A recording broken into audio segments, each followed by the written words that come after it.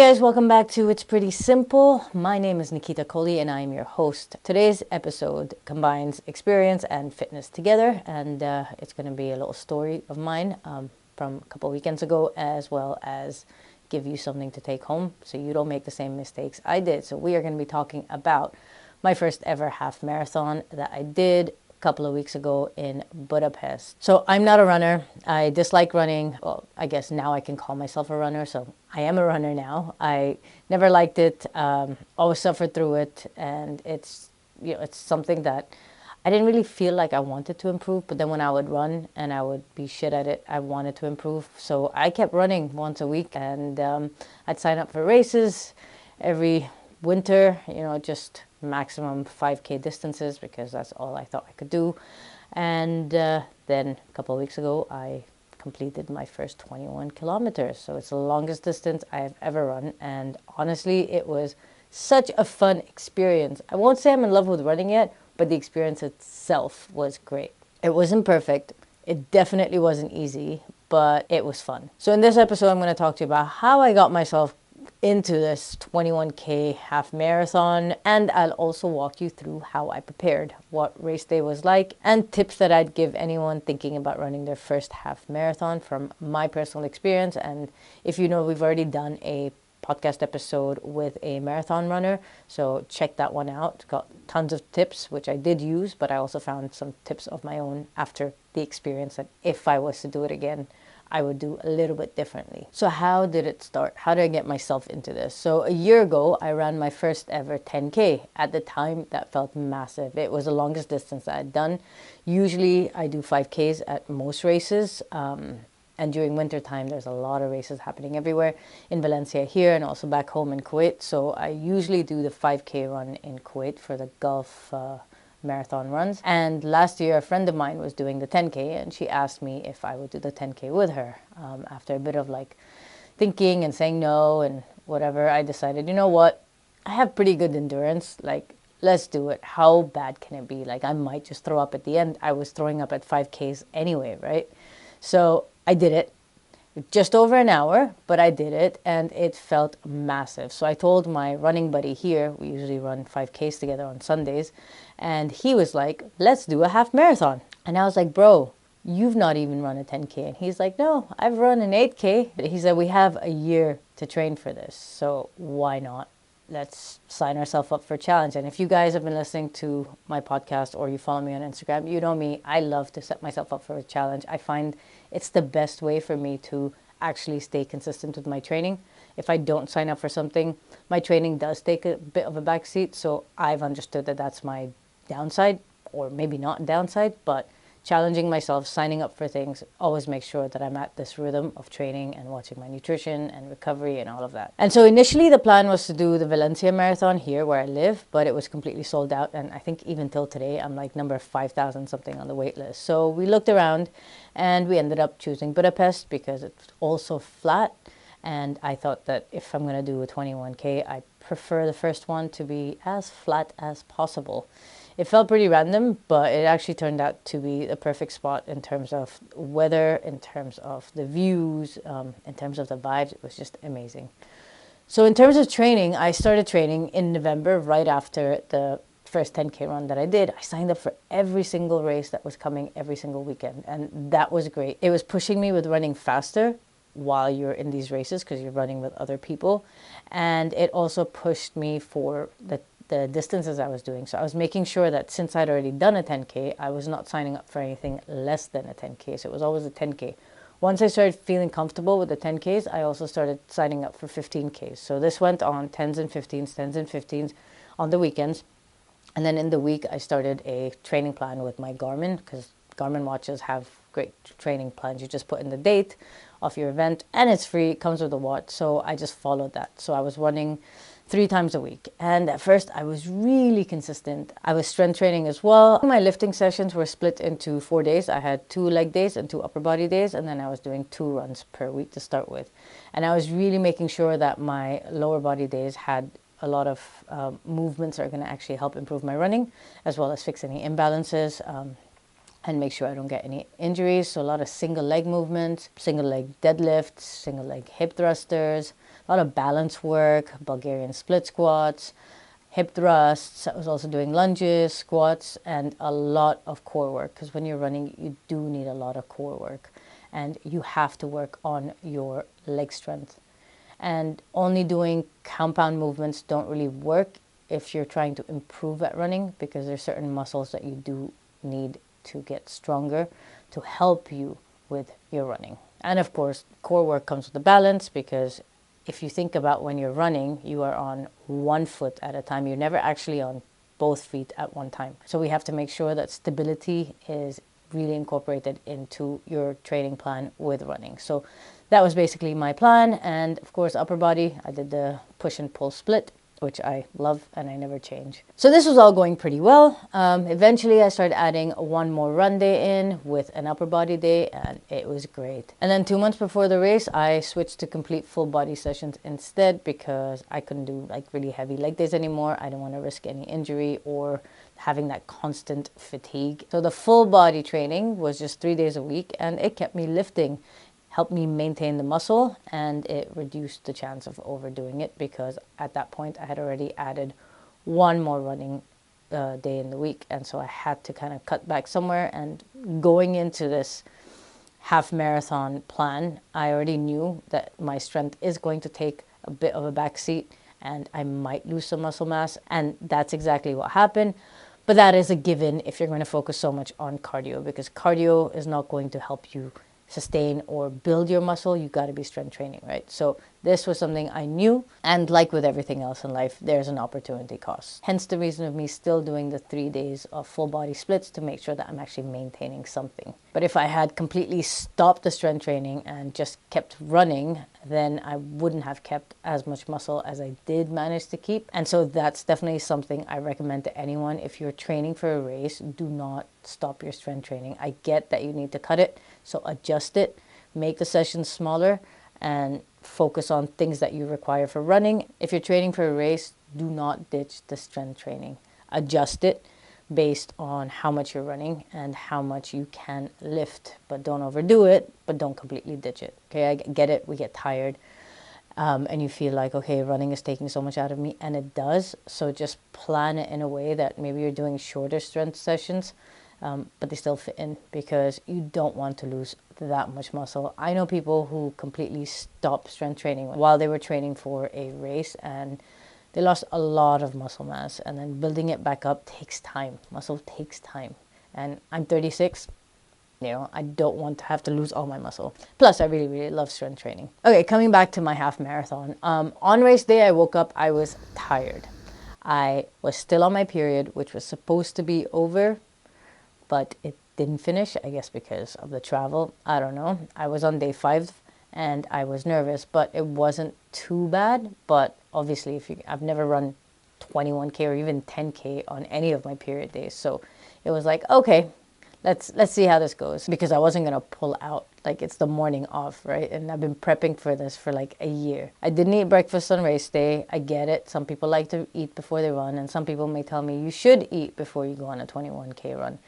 I can't. I have to wake up super early if I want to eat, because if I eat anything even 3 hours before I run, I just feel so sick. I cannot run on food at all. So instead, I made sure that the night before, my meals were full of carbs, like tons of carbs, to make sure I'm fully loaded.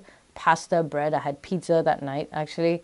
And so I was good to go with that for energy. Everybody's different on this sense. You got to see what works for you and then try it, but don't try anything new on race day. So I already knew that if I eat before, I feel sick. And so I just said, you know what? I'm not going to make that mistake today. Even though it was the first time I was going to run a 21K, my max had been a 19.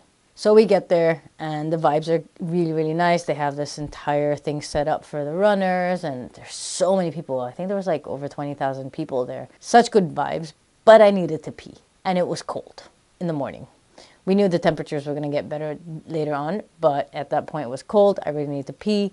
So we went to the area where they had all the bathrooms, and the lines were insane. And my friend was like, hey, Nick, do you think you can hold it? Because we're supposed to be starting. And I was like, it's not that bad. Maybe I can. So we went, and then it didn't even start for 20 minutes while we were standing there. So technically I could have gone to the bathroom.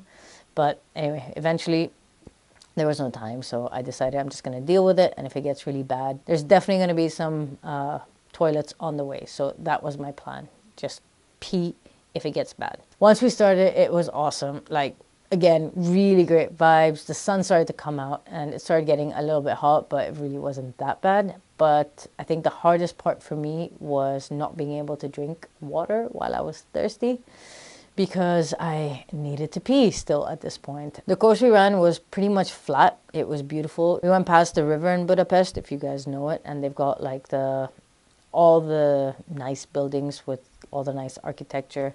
So you have the parliament and all of that. So we ran past all that, which was really, really cool. And it was my first time in the city. So to be honest, it was great because I was distracted, like looking at every single thing, and I didn't feel like absolute shit like I normally do when I run by myself. And another good part was that I was running with friends, so I wasn't suffering as bad. When I felt a bit tired, I started to slow down, have a little chat, and then pick it back up, and it made the whole thing a lot more fun. It didn't feel like, oh, I have to finish this, oh, I have to run. Like, I genuinely enjoyed it, except for the part where I needed to pee.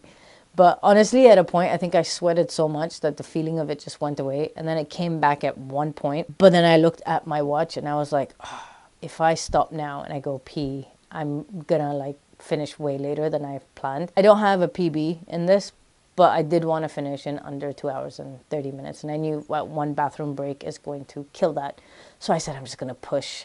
It wasn't to the point that I was going to piss myself, so it's okay. So other than being able to see all these really cool things while running at the Budapest Marathon, they had DJs set up every couple of kilometers, and it was different types of music, and it was really fun. And there were so many people out there supporting. Like, I don't think at one point even I felt like, oh damn, like it wasn't there.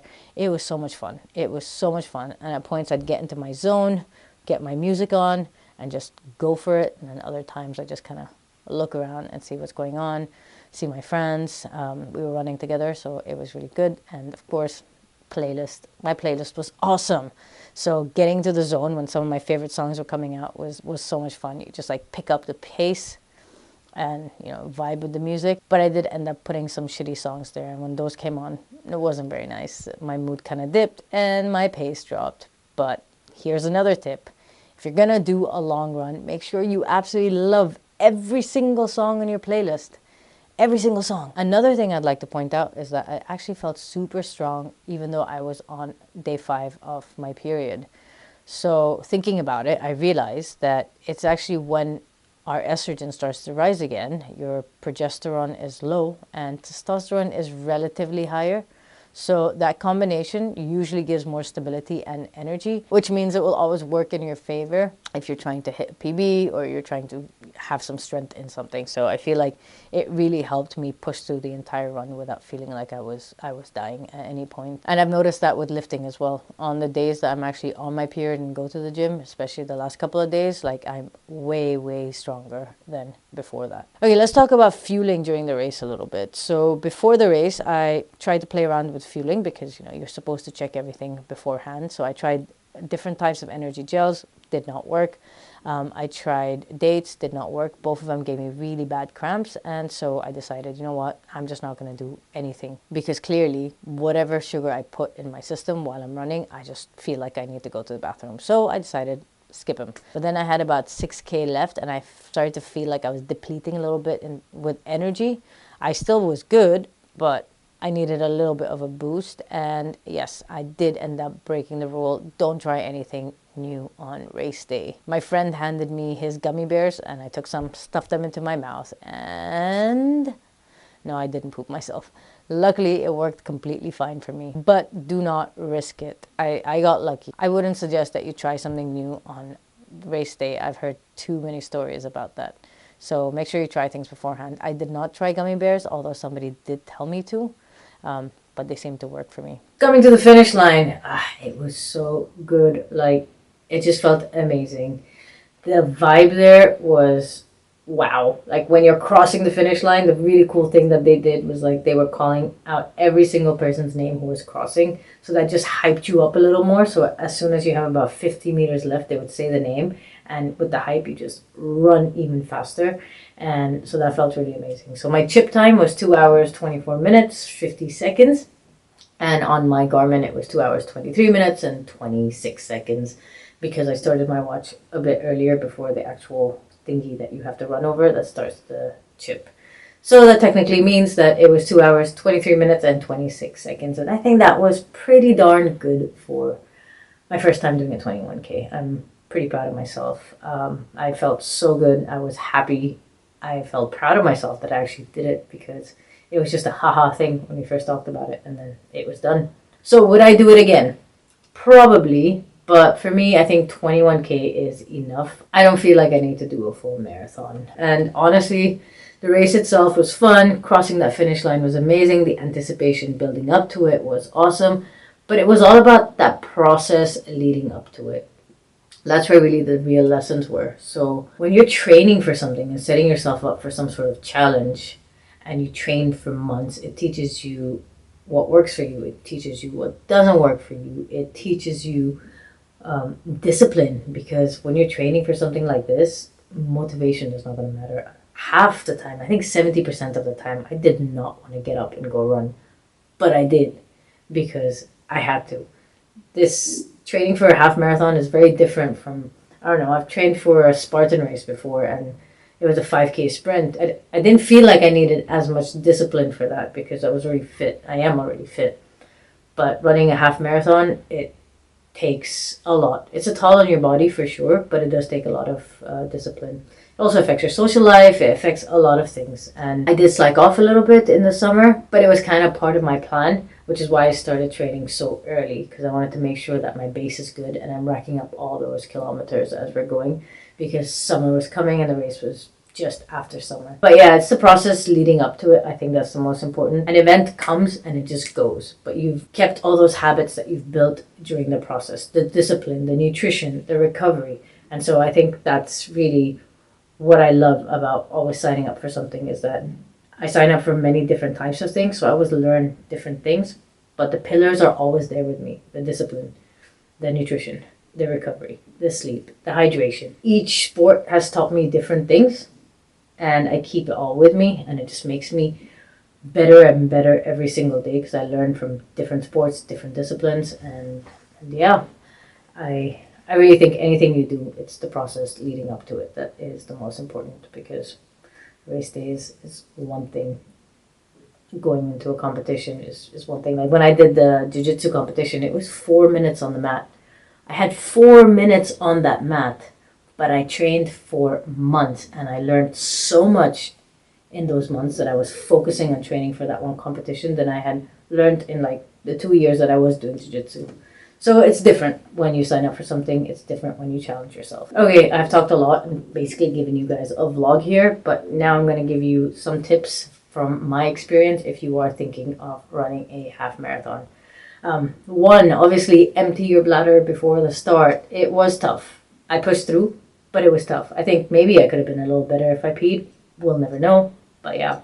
Number two, have a playlist you love. Love every single song in that playlist. 3, run with friends if you can. Sign up with friends. Honestly, it makes it so much more fun because you get that distraction as well. 4, run in a place that is beautiful. You want to get distracted. In my case, at least, since I'm not so in love with running, the distractions of the views was amazing.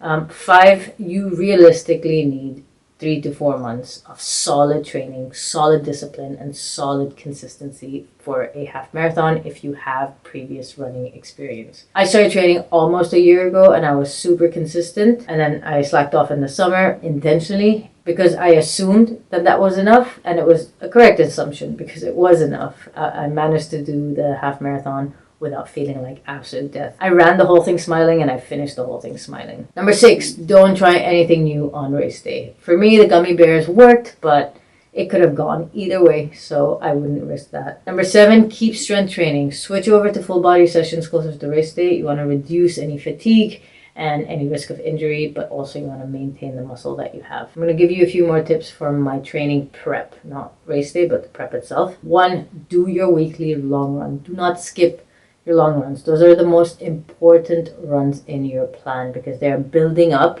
to be doing longer distances. It's really going to help you understand what your average pace is and how you run. Are you going too fast in the beginning? Are you burning out? And then it's going to teach you how to stay more consistent with your pace. 2, practice fueling during training. Do not wait for race day to experiment. I did experiment, yes, but it's better to practice during training. You never know what works for you. For me, nothing I did worked, but play with different things. 3, learn how to pace yourself during your solo runs and your long runs. You need to be smart with your energy, and it's very easy on race day to get pulled by the crowd of people and go faster than you had planned. But if you start slower than your usual pace, you will learn how to kind of make that build up. So for me, I had a plan going in. I didn't want to get carried away, so the plan was in my head. But of course, the first 1K you do get pulled in, but then I checked, all right, bring it down, took my pace down. I could definitely at that point with the energy I had gone a bit faster, but I knew that if I did, as the race is coming to an end, it's going to be a disaster. So I slowed myself down, and I was smart about it because I had pre-planned how I was going to build up my pace and at what kilometer I was going to go up. And I stuck to the plan, and it worked. So yes, there's the excitement, but learn to train yourself to slow down even if you have the energy. So your long runs are the best time to do that. Number 4, taper the last week so you show up fresh. Do not push yourself for insane amount of run. Do not run a half marathon before the race. You want to do a shakeout run, yes, and then after that you just want to taper. So bring everything down. Bring the kilometers down, speed down. It's just about jogging and just recovering and making sure that you're not loading your body too much, because otherwise you're going to be fatigued on race day. Number 5, super important. No new shoes on race day. I bought new shoes a couple of months before race day, and I made sure to use them at least once every 2 weeks to get the feeling of it, to make sure that I'm not going to get any blisters, just to break them in. And obviously I didn't want to put too many kilometers into it, so it wasn't my daily shoe. I'm keeping this one specifically for race day. And yeah, you just want to make sure that you don't do anything new on race day. And this goes, I think, even for a full marathon. It's a lot harder. Coming to the nutrition aspect of it, obviously make sure that you are hydrated throughout your training, and you are hydrated well the day before, not just the morning. The day before is so important, because on the morning you're not going to drink that much water because you're going to end up getting a stitch. So the day before really matter. During your training as well as pre-race, you want to make sure that you are carb loading steadily. Don't want to go extreme. Eat good carbs. Yes, carbs will be used as energy, and some people, I think, they go overboard. They're like, oh, I'm running so much, I'm just going to eat everything. It doesn't work like that. So make sure that you are carb loading properly. You are also eating protein, but on race day and the day before race day, try not to have too much fiber. And on race day, obviously, don't have any fiber. You can have a bit of protein and a bit of carbs if you like to have breakfast. And the day before, I would suggest don't have fiber either. And finally, celebrate it. Don't compare yourself to anybody else. Don't compare your time to anybody else. Like, I don't even know what other people did. I didn't even check what times were done and who won and what their time was. For me, doing this was for myself. It was proving to myself, and it was also taking on a challenge, doing something I don't really like that much. And I feel like I earned the pride, I earned the medal, and you should feel proud of yourself too. I think too many of us compare ourselves to other runners. Oh, but I'm slow. Oh, you're such a fast runner. Everyone goes at their own pace. Sometimes I think I'm slow, but other people tell me that, no, you're really fast. And I'm like, oh, okay. And then I look at somebody who's really fast and I'm like, oh. So I think it's quite subjective. If you go out and run, you are a runner. It doesn't matter what your pace is. You are a runner. All right, guys, that's it for today's episode of It's Pretty Simple. I really enjoyed sharing my experience with you guys. I hope you enjoyed it. Sorry if I blabbed on too much. If you like this episode, or if you like this podcast in general, please make sure to follow or subscribe so you don't miss the next one. And if you know somebody who's been thinking about doing a race, who needs a bit of motivation, who wants to hear other experiences, share this episode with them, and maybe it will give them the nudge or the help or the motivation that they needed. Thank you for listening, guys, and I'll catch you on the next one.